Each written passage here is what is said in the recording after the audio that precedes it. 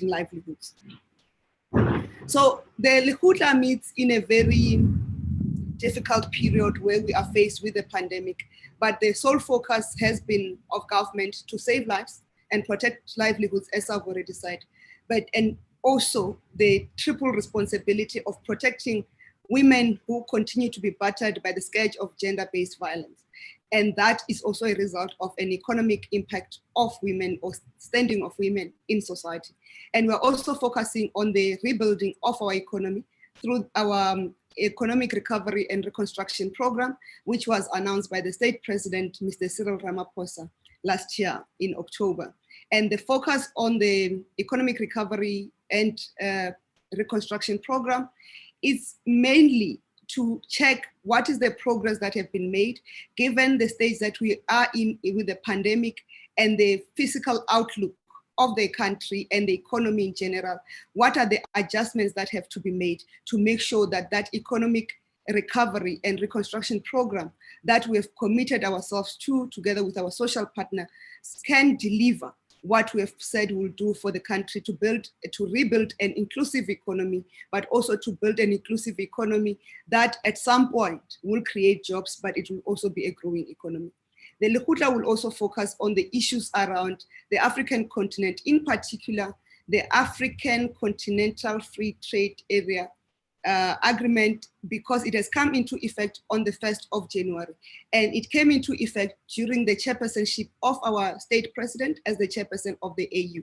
And South Africa needs to play a very central role in making sure that the Africa Free Continental Trade Agreement can bring Africa into the economic position that the globe expects and aspires it to be, but it requires the efforts of all of us to do that.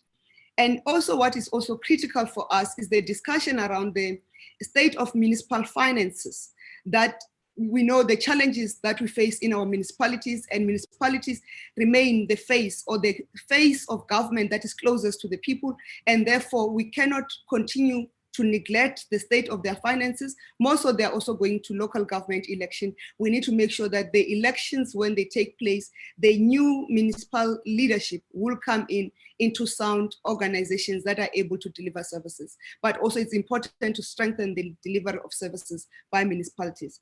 In terms of the agenda, the Lekgotla is going to be over 3 days.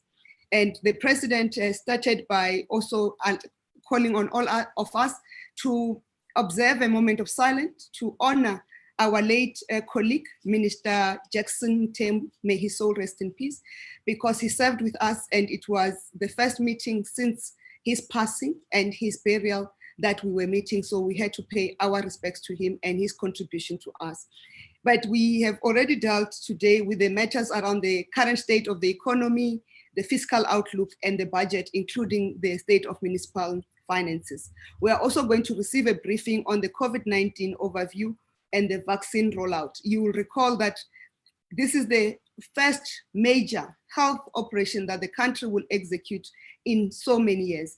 It's targeting to reach 40 million people, because if we do not reach the 40 million people, we will not achieve the herd immunity that is required. And we are, of course, having another discussion of what becomes our contribution into the African continent getting the herd immunity, because the herd immunity of South Africa alone, outside that of its neighbors, it is going to be problematic. So as a country, we need to be responsible and be cognizant of our responsibility into the continent of Africa as a leading partner. And also we have been a leader of the continent in the last year. We are also getting presentations around the local government reform, in particular addressing the issues of water and other things that relates to local government. We'll focus also on how do we accelerate job creation at a communal level in a massive scale. I've already indicated that we'll discuss the economic reconstruction and recovery plan, and we'll also address security challenges that face the implementation of the economic reconstruction and recovery plan, including violence at the construction sites, the road freight violence, and the challenges of around how we treat foreign nationals and our relations in the country. I've indicated that we'll have a discussion around the African integration and African Continental Free Trade Area. And we have to discuss the issue around the innovation strategy to support ERP. Our view as government is that the pandemic has been bad for the country, but it is also an opportunity to drive certain innovations, and the president will make the necessary announcement at the State of the Nation address. We're also looking at how do we use this economic reconstruction to develop skills of South Africa that the country can rely on its own means. On the day 3, that's when we'll have a dedicated focus on the local government sphere of government, so that we can say what are the things that needs to be done to make sure that that sphere of government is able to render services and service our people as they expect the services from them. The outcome of this Lekgotla will chart a way forward for the year, and they will be announced by the president at the State of the Nation address. And I'm sure all of you are aware that the governing party has given us certain mandates, but it remains the responsibility of government to prioritize those mandates, because we live in an environment where the budget or our fiscal outlook is not very good. Therefore, there must be prioritization, and certain things will not be able to be executed, as is already acknowledged by the governing party. Thank you.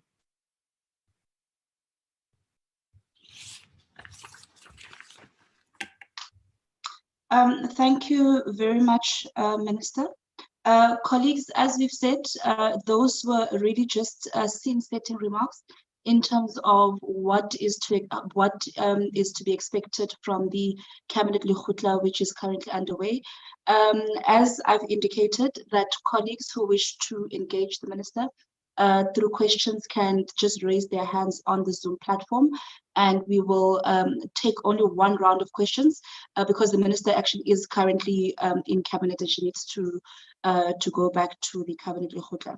I don't see any hands raised on the Zoom platform so far, so I don't know if that is because there are no questions or colleagues are still sort of collecting their thoughts.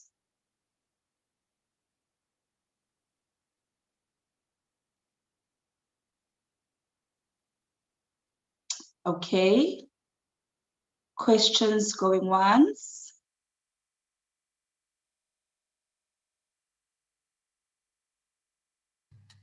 Okay, I see there's a question from Cabinet Lekgotla from Bloomberg. Esther, you can go ahead. Thanks, Nongcebo. Afternoon, Minister. Hope you're well. Thank you for your time. You've mentioned that there is a mandate from the governing party on what government should be doing. And I know that strongly one of the things that came out from the ANC Lekgotla is social relief, things like the extension of the social grants, and then there's also the UIF and TERS benefits. We obviously have very serious fiscal restraints. Is the extension of that social relief on the cards given the fiscal constraints that we currently have? Thank you. Thank you very much, Esther. I don't see any other hand so far. So I think, Minister, we can go ahead and tackle that question in the meantime. Oh, sorry, Minister. There's also Janice, who's just raised her hand. Janice, your hand has disappeared again. Hi. I'd like to ask a question, please. Janice Roberts from Media 24. At the Cabinet Lekgotla, will you be discussing the public sector wage bill, given how important it is for the budget at the end of February? Thank you. Thank you very much, Minister. Those are the two questions that we have so far. Minister, you can kindly go ahead in responding to those two questions. Thank you very much, colleagues. Thank you for the questions. In terms of the question around the tests and the extension of the social grant, what the ruling party, the governing party had indicated to us is that they understand that they are budgetary constraints, so it should be when budgets are permitting. And in tests, we have the ruling party has said government must go back and negotiate, as already the negotiations are going on with the Minister for Labor, for Employment and Labor in the NEDLEC forum and the Bargaining Council and the relevant forums. So those are the mandates. So there was no imposition. It said government must go and prioritize depending on what the budget constraints can cover. government must do that. The first priority that we are very clear on is about getting the vaccination to majority of South Africans for us to attain herd immunity. And in terms of the question around the wage bill, we are discussing the budget in its entirety, and the wage bill is a huge component of that budget. So that discussion is going to be taking place as well.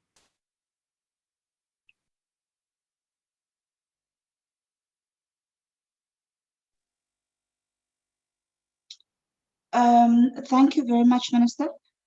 In the absence of any other questions from colleagues on the platform, as we said that this was a very short briefing, it was really just to set the scene for what Cabinet will be discussing over the next couple of days. As the Minister said, that the outcomes of the Cabinet Lekgotla will be what will go into the State of the Nation address by President Ramaphosa. And thank you very much, Minister, for your time. We know that you were only appointed yesterday and we're already hitting the ground running. So thank you very much. And thank you, colleagues. That's where we'll end our very short doorstop / brief remarks on the scene setting for the Cabinet Lekgotla. This briefing is adjourned.